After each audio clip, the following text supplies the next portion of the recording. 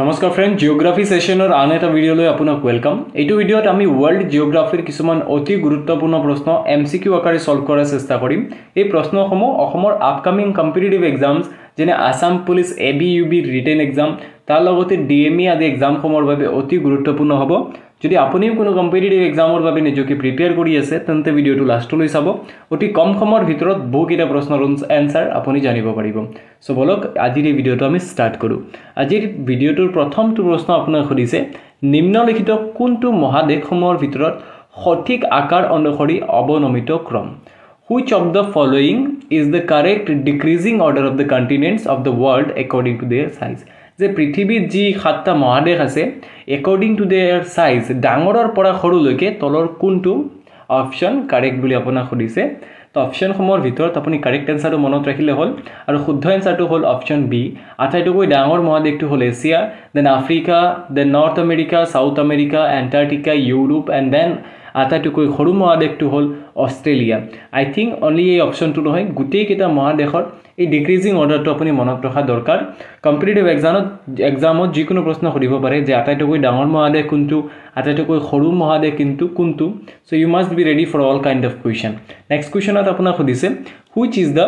Highest mountain peak on earth? পৃথিৱীৰ আটাইতকৈ ওখ পৰ্বত শৃংগ কোনটো? এইটো কুৱেশ্যনৰ এনসাৰ most probably সকলোৱে জানে and the correct answer is option C, Mount Everest. Mount Everest হ'ল পৃথিৱীৰ আটাইতকৈ ডাঙৰ পৰ্বত শৃংগ। You must remember this. And then 3 number প্ৰশ্নত আপোনাক সুধিছে, নিম্নলিখিত কোনটো পৃথিৱীৰ আটাইতকৈ নিম্ন স্থান? চাওক, ওখ বা আটাইতকৈ ওখ পৰ্বত শৃংগ বুলি সুধিলেতো মাউণ্ট এভাৰেষ্ট সকলোৱে জানে। নিম্ন স্থান বুলি সুধিলে আপুনি জনা দৰকাৰ, সেইটো হ'ব কাৰেক্ট এনসাৰটো হ'ব option B, Mariana trench. Mariana trench হ'ল পৃথিৱীৰ আটাইতকৈ নিম্ন স্থান। 4 নম্বৰ প্ৰশ্নত আপোনাক সুধিছে, which of the following places has the world's highest average rainfall? নিম্নলিখিত কোনটো ঠাইত পৃথিৱীৰ আটাইতকৈ বেছি গড় বৰষুণ হয়? অপশ্যনসমূহ দিয়া আছে চেৰাপুঞ্জী, মাইচনমাৰ, মাউণ্ট ৱাইলেলে নে এমাজন ৰেইন ফৰেষ্ট? 4টা অপশ্যনৰ ভিতৰত বহুতে হয়তো ৰং এনসাৰ কাৰেক্ট এনসাৰ বুলি চেৰাপুঞ্জী ভাবিব, but the correct answer is option B, Mawsynram, Bharat. Mawsynram ইণ্ডিয়াৰ এইটো প্লেচত পৃথিৱীৰ ভিতৰত আটাইতকৈ বেছি বৰষুণ হয়। দেন 5 নম্বৰ প্ৰশ্নত আপোনাক সুধিছে, which of the following is the world's oldest, deepest and largest fresh water lake? নিম্নলিখিত কোনটো পৃথিৱীৰ আটাইতকৈ পুৰণি,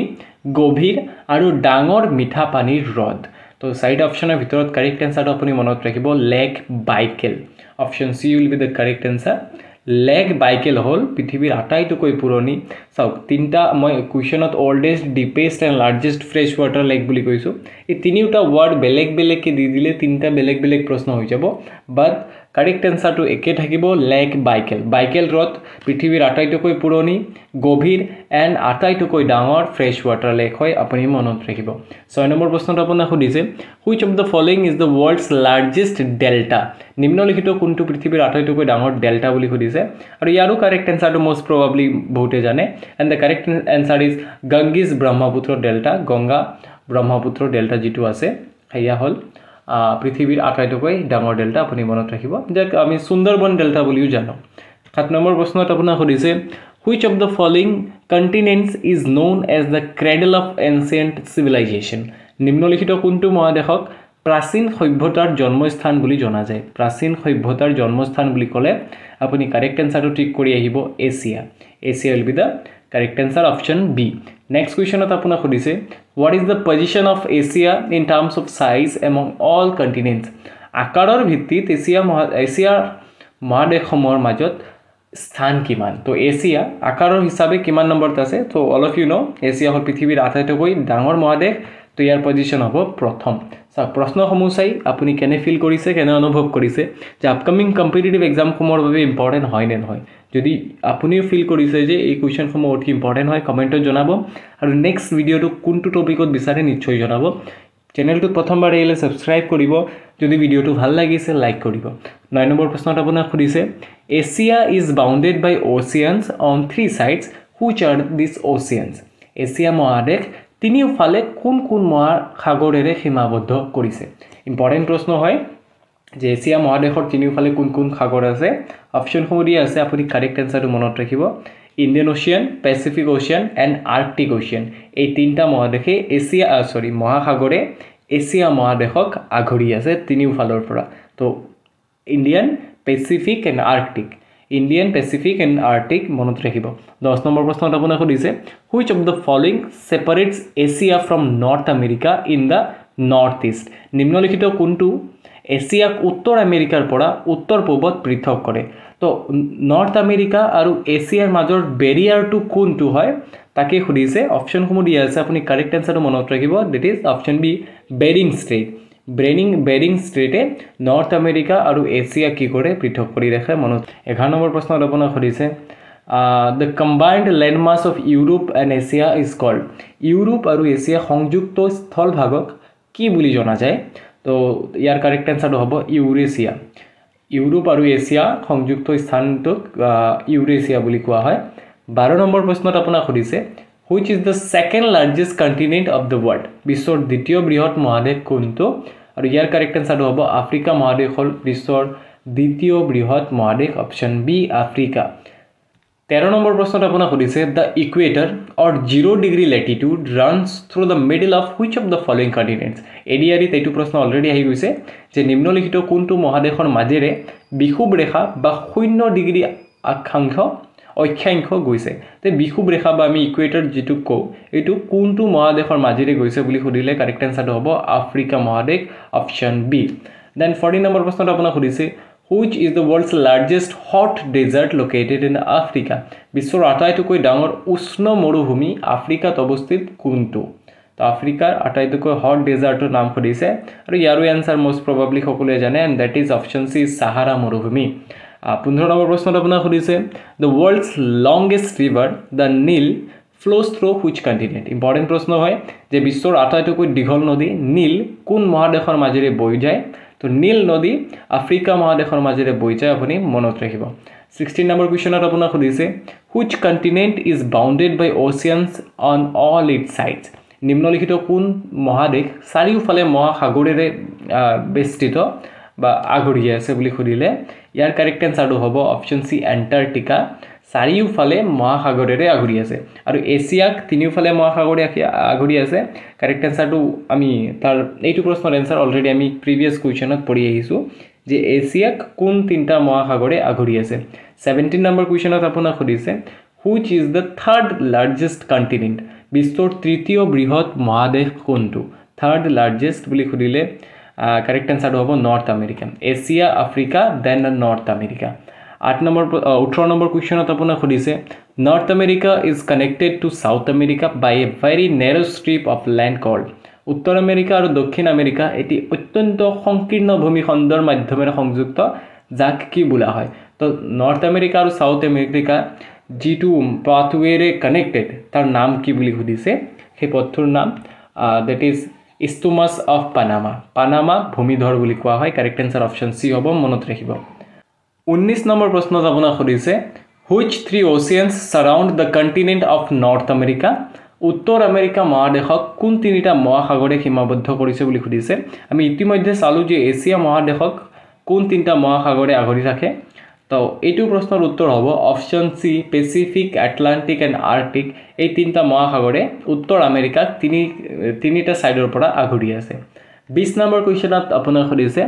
which is the world's longest mountain range বিশ্বৰ আটাইতকৈ দীঘল পৰ্বতমালা কোনটো বুলি সুধিছে দীঘল তো দীঘল বুলি সুধিলে কাৰেক্ট এনসাৰটো হ'ব অপশ্যন বি এন্ডিছ মাউন্টেইনছ এন্ডিছ পৰ্বতমালা হ'ল বিশ্বৰ ভিতৰত আটাইতকৈ দীঘল পৰ্বতমালা 21 নম্বৰ প্ৰশ্নত আপোনাক সুধিছে the world's largest river the Amazon runs through which continent বিশ্বৰ আটাইতকৈ ডাঙৰ নদী এমাজন কোন মহাদেশৰ মাজেদি বৈ যায় তো এমাজন কোন মহাদেশৰ মাজেৰে বৈ যায় বুলি সুধিলে কাৰেক্ট এনসাৰটো হ'ব option B South America Amazon South আমেৰিকাৰ মাজেৰে বৈ যায় 22 নম্বৰ কোৱেশ্চনত আপোনাক সুধিছে which is the smallest continent of the world বিশ্বৰ আটাইতকৈ সৰু মহাদেশ কোনটো স্মলেষ্ট বুলি সুধিলে কাৰেক্ট এনসাৰটো হ'ব Australia is the world's smallest continent 23 number কোৱেশ্চনত আপোনাক সুধিছে which continent is called an island continent কোন মহাদেশক দ্বীপ মহাদেশ বুলি কোৱা হয় আইল্যান্ড কন্টিনেন্ট বুলি তো ইয়াৰো কাৰেক্ট এনসাৰটো হ'ব অপশন বি অষ্ট্ৰেলিয়া অষ্ট্ৰেলিয়াক আইল্যান্ড কন্টিনেন্ট বুলি কোৱা হয় মনত ৰাখিব 24 নম্বৰ কোৱেশ্চনত আপোনাক সুধিছে which continent is called the white continent কোনটো মহাদেশক বগা মহাদেশ বুলি কোৱা হয় তো কাৰেক্ট এনসাৰটো হ'ব এন্টাৰ্কটিকা অপশন সি এন্টাৰ্কটিকাক বগা বা হোৱাইট কন্টিনেন্ট বুলি কোৱা হয় 25 নম্বৰ কোৱেশ্চনত আপোনাক সুধিছে which country's name is also the fifth largest continent of the world কোনটো দেশৰ নামই পঞ্চম বৃহৎ মহাদেশৰ নাম তো কারেক্ট आंसर होगा option B Australia which country's name is also the fifth largest continent of the world that is Australia 26 number question is who was the first person to reach the south pole of the earth পৃথিৱীৰ দক্ষিণ মেৰুত প্ৰথম গৰাকী ব্যক্তি কোন আছিল মানে দক্ষিণ মেৰুত যোৱা প্ৰথম গৰাকী ব্যক্তি কোন আছিল বুলি সুধিছে তো তেনেকুৱা কলে আপুনি কাৰেক্ট आंसरটো মনত ৰাখিব option B Roald Amundsen Roald Amundsen হল পৃথিৱীৰ দক্ষিণ মেৰুত যোৱা প্ৰথম গৰাকী ব্যক্তি 27 নম্বৰ প্ৰশ্নটো আপোনাক সুধিছে who was the first Indian to reach Antarctica এন্টাৰ্কটিকাত গল যোৱা প্ৰথম গৰাকী ভাৰতীয় কোন ইয়াত অলপ মানে ট্ৰান্সলেট কৰোতে ভুল হৈছে গোল বুলি হৈ গৈছে এন্টাৰ্কটিকাত যোৱা প্ৰথম গৰাকী ভাৰতীয় কোন বুলি সুধিলে আপুনি কাৰেক্ট आंसर মনত ৰাখিব ডক্টৰ সাইয়দ জহুৰ কাসিম ডক্টৰ সাইয়দ জহুৰ কাসিম হল প্ৰথম গৰাকী ভাৰতীয় যি গৰাকী নেকি এন্টাৰ্কটিকাত গৈছিল 28 নম্বৰ প্ৰশ্নটো আপোনাক সুধিছে who was the first Indian to reach the south pole দক্ষিণ মেৰুত যোৱা প্ৰথম গৰাকী ভাৰতীয় কোন ইয়াতো অলপ ট্ৰান্সলেট ইৰৰ হৈছে যেটো মই গুগল ট্ৰান্সলেট ইউজ কৰো ইংলিশৰ পৰা আছামিছত ট্ৰান্সলেট কৰাত তো কেতিয়াবা ইৰৰ আহি যায় সো ইংলিশ টু কাৰেক্ট বুলি ধৰি লওক আপুনি এইটো প্ৰশ্নৰ কাৰেক্ট आंसर হ'ব option B colonel JK Bajaj এগৰাকী ব্যক্তি প্ৰথম গৰাকী ভাৰতীয় ব্যক্তি যিজন নেকি সাউথ পোলত গৈছিল দক্ষিণ মেৰুত গৈছিল 29 নম্বৰ প্ৰশ্নটো আপোনাক সুধিছে which of the following is the first research center established by India in Antarctica নিম্নলিখিত কোনটো ভাৰতৰ প্ৰথম গৰাকী গৱেষণা কেন্দ্ৰ যি এন্টাৰ্কটিকাত স্থাপন কৰা হৈছিল তো এন্টাৰ্কটিকাত স্থাপন কৰা ভাৰতৰ প্ৰথমটো গৱেষণা ৰিসাৰ্চ চেণ্টাৰটোৰ নাম সুধিছে আৰু খেয়া হল অপশন বি দক্ষিণ গংগোত্ৰী ভেৰি ইম্পৰ্টেন্ট প্ৰশ্ন আপুনি মনত ৰাখিব এন্টাৰ্কটিকাত ভাৰতৰ ৰিসাৰ্চ চেণ্টাৰ যাৰ নাম হল দক্ষিণ গংগোত্ৰী 30 নম্বৰ কোৱেশ্চনত আপোনাক সুধিছে how many research centers does India have in Antarctica এন্টাৰ্কটিকাত ভাৰতৰ কিমানটা গৱেষণা কেন্দ্ৰ আছে আৰু ইয়াৰ কাৰেক্ট आंसर হ'ব অপশন সি তিনিটা এন্টাৰ্কটিকাত তিনিটা ভাৰতৰ গৱেষণা কেন্দ্ৰ আছে 31 নম্বৰ কোৱেশ্চনত আপোনাক সুধিছে which of the following is an active Indian research center in Antarctica এন্টাৰ্কটিকাত বৰ্তমান যেটো সক্ৰিয় গৱেষণা কেন্দ্ৰ আছে সেই গৱেষণা কেন্দ্ৰটোৰ নাম আপোনাক সুধিছে আৰু that is option D both BNC মৈত্ৰী আৰু ভাৰতী এই দুটা ৰিসাৰ্চ সেন্টাৰ বৰ্তমান এন্টাৰ্কটিকাত কি আছে এক্টিভ আছে আৰু দক্ষিণ গংগোত্ৰী যেটো প্ৰথম কিয়া এতিয়া এক্টিভ নাই হেতু মানে বন্ধ কৰা হৈছে 32 নম্বৰ কোৱেশ্চনত আপোনাক সুধিছে which continent is known as the dynamic or active continent because of its changing shape কোন মহাদেশক এক প্ৰান্তবন্ত বা সক্ৰিয় মহাদেশ বুলি জনা যায় ইয়াৰ আকৃতি সদায় খলনি হোৱা বাবে আৰু এটো হল অপশন ডি এন্টাৰ্কটিকাক সক্ৰিয় মহাদেশ বুলি জনা যায় because of its changing shape 33 number কোৱেশ্চনত আপোনাক সুধিছে the incident of ozone depletion was first discovered in 1985 in which continent 1985 চনত কোত প্ৰথমবাৰৰ বাবে ওজন স্তৰৰ ক্ষয় ঘটনা আৱিষ্কাৰ কৰা হৈছিল স্যাৰ ওজন ডিপ্লেশনৰ বিষয়ে 1985 ত ফাৰ্স্ট টাইম মানে ধৰা পৰিছিল কোন ঠাইত ধৰা পৰিছিল বুলি খুদিলে কাৰেক্ট आंसर মনত ৰাখিব এন্টাৰ্কটিকা and 34 নম্বৰ কোৱেশ্চনত আপোনাক সুধিছে which continent is called the continent dedicated to science কোন মহাদেশক বিজ্ঞানৰ বাবে উৎসৰ্গিত মহাদেশ বুলি জনা যায় dedicated to science বুলি খুদিলেও কাৰেক্ট आंसर হ'ব এন্টাৰ্কটিকা ৰিলেটেড বহুকিটা কোৱেশ্চন চালো আৰু 34 টা কোৱেশ্চন কৰি আজিৰ ভিডিওটো আমি ইয়াতে সমাপ্ত কৰিলো সা কোনো ধৰণৰ এক্সট্ৰা টকিং নকৰাকে আমি অতি কম সময়ৰ ভিতৰত 34 টা কোৱেশ্চন সলভ কৰিলো যদি ভিডিওটো ভাল লাগিছে চেনেলটো নতুন আহিলে সাবস্ক্ৰাইব কৰিব ভিডিওটো লাইক কৰিব আৰু কমেন্টত জনাব নেক্সট ভিডিও কোনটো টপিকৰ ওপৰত আপুনি বিচাৰে thank U for watching till the end stay updated with Chiranjit Datta